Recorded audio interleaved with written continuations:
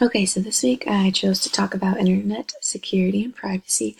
And as teachers, it should be a priority to us to teach our students all about how to be safe and secure on the internet, especially when so many of our assignments require them to access the internet. It's important for them to recognize unsafe internet activity.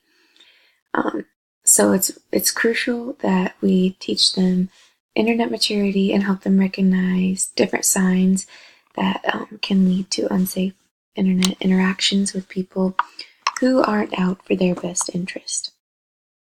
So before engaging our students into online activity, I found that it is highly recommended that we send them through a series of classes on internet safety. So those classes teach them to recognize signs of predators, and it also, toward the end of those classes, teaches them how to feel comfortable reporting different things that they see on the internet or people that try to talk to them that they don't know or um, try to engage them in unsafe activity.